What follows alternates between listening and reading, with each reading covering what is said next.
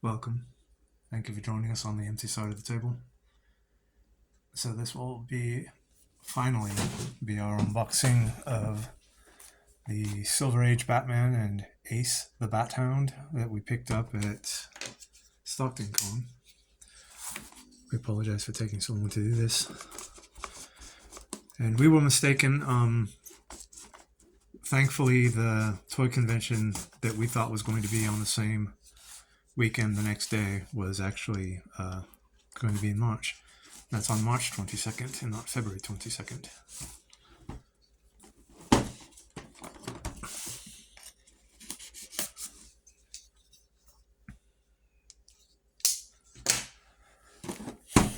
Today was on that free comic book day, new comic book day. So these are the titles we picked up. Recently jumped into the DC All-In thing.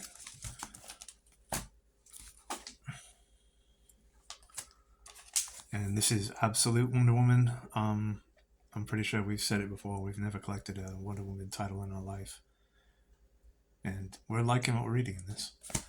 But onto the figure. Can we do this with our hands? Well, maybe not. Let's try it like this. There we go. Much better.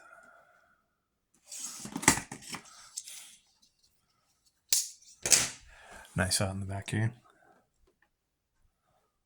Vintage, I guess you call it.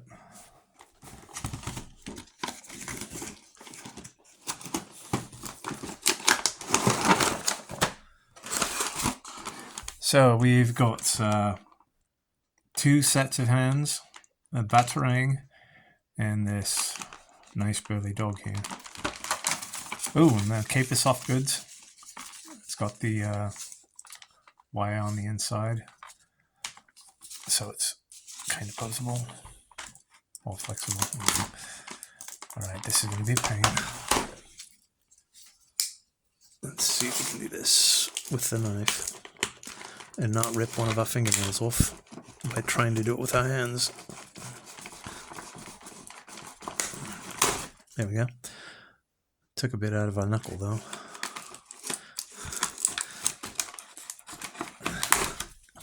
Did it again. So that takes care of the feet. So he's got one around his waist and one of his now.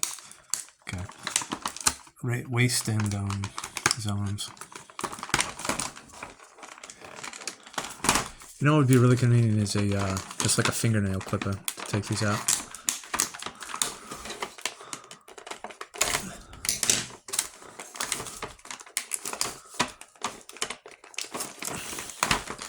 We've recently dove into what do they call it? Solo journaling RPGs. We picked up one the other day. We haven't done anything yet. Called This Wretched House, and it's about essentially living in a haunted house. It has themes of isolation and dread and things like that. Something we know all too much about. And the game is played using prompts from a deck of cards, just regular playing cards. And when you're told to, you pull an amount of cards. Usually it's determined by a dice roll, how many cards you pull. Each card will have a different, not action, but a situation for you to, as a writing prompt for you to react to. And then there's also what they call the tower. Pretty much represents the house, but it's Jenga, essentially. And some of the card prompts, many of the card prompts will ask you to pull a piece from the tower. And if the tower collapses, you die horribly.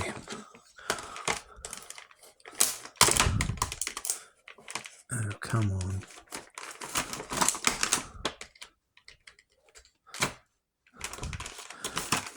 Yeah, I've nicked my damn thumb enough already. Don't want to do it anymore. There we go. Okay, so that should take care of not yet. All right, come on.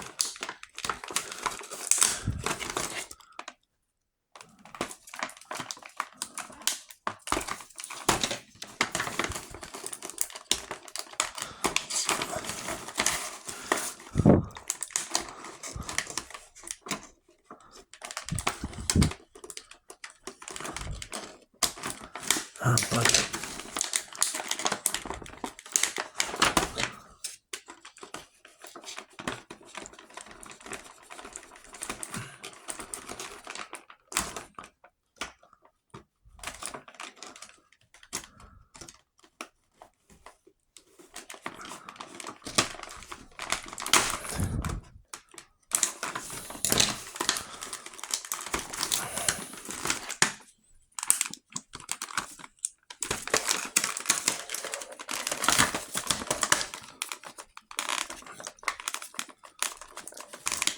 I only got one. Come on. There we go. All right. Let's remove him.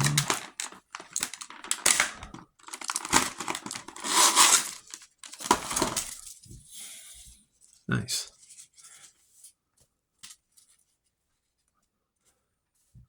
So I'm pretty sure I've mentioned it before.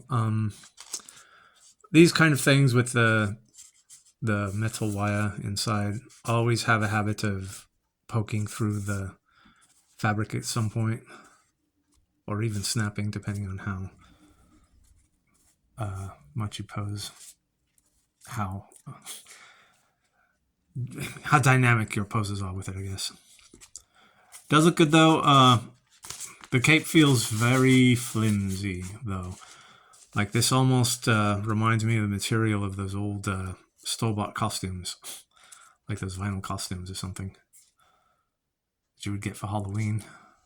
And they had those really awful masks with the tiny little hole to breathe through, and children would always stick their tongues through it, usually cut them.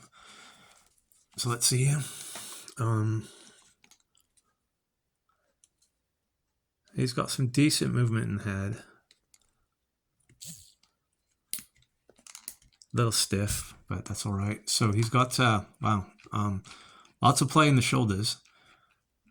He's got that collapsible joint there, and then he's got the ball joint here.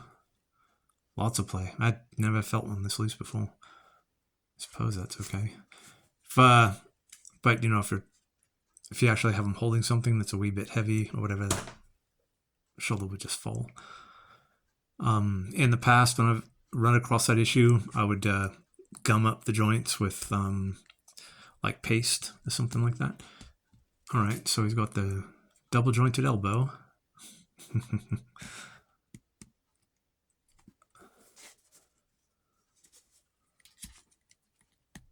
he's also got the swivel at the underneath the shoulder there. He's really quite poseable. Upper torso, or abdomen, decent play. The waist, not too much in the waist if the belt is blocking it and it's quite solid, so it's not going to be conforming or stretching to him turning. Trunks feel rubbery. How does that work? Yeah, okay. Very nice. He's also got double jointed knees.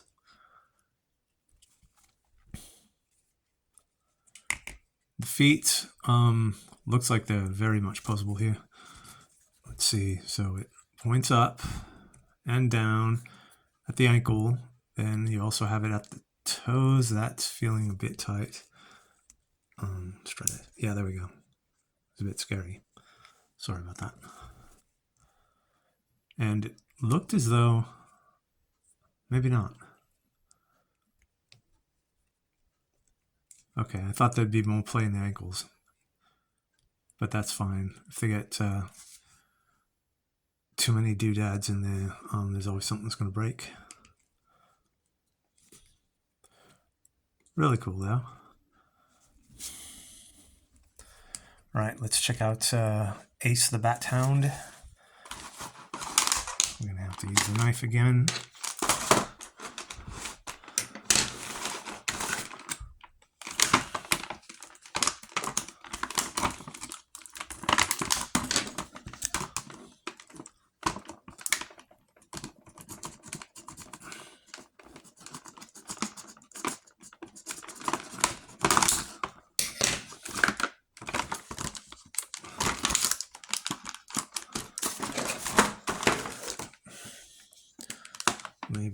just reach in there like that. So much easier than what we had to do with the Dark Knight.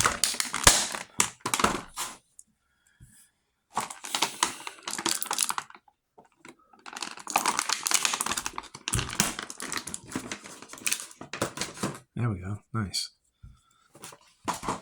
So here's Ace the Bat-Hound. Quite solid. Not at all posable. I suppose he doesn't need to be.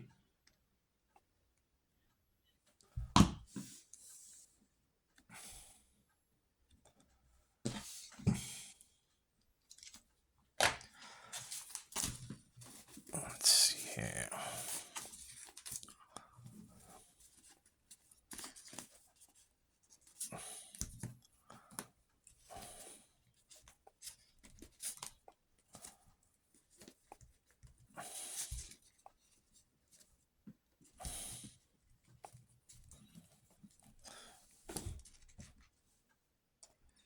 Yeah, the eyebrows and the blue nose. Quite, wow. And just the shading right there. There we go.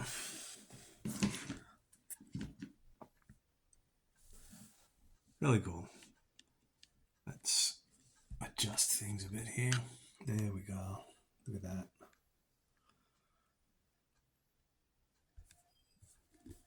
Quite nice. So I know I mentioned briefly that we were diving into the solo role-playing journaling type games or whatever. This is the one I mentioned. This Wretched House. It's by well, I know there's a series. I think they've got a series or a couple of different adventures called Wretched Alone. Here we go. It's by Xdiasis Games. You're lonely, isolated, and exhausted, also your house is haunted. This solo journaling game uses the Wretched and Alone system, draw playing cards, and roll dice to tell a gothic horror story about being haunted by spirits in your own psyche. I'm thinking upon doing my first journal entry that might share what we got. We used to do a bit of creative writing way back when. Took a graphic novel as a literature class at the local community college quite a while back, but it gave us some really cool writing prompts. This is the deck of cards we'll be using to play. Figured it was kind of appropriate. It's called the Bicycle Hidden deck. But back to the figure. Quite nice. Really cool. Glad I got it. I think the only other vintage type Batman or Silver Age Batman I got is the manga one. And hopefully I find a question figure at that toy show in a couple weeks. And we've got something to use with this guy here. So if he does something wrong and Batman scolds him, then he turns into this. And he's like, I'm sorry, I'm really sorry, please don't hurt me. Like, that would happen, but you get what I'm saying.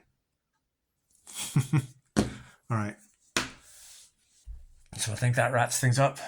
We're going to shut down and start organizing comic books. Thank you.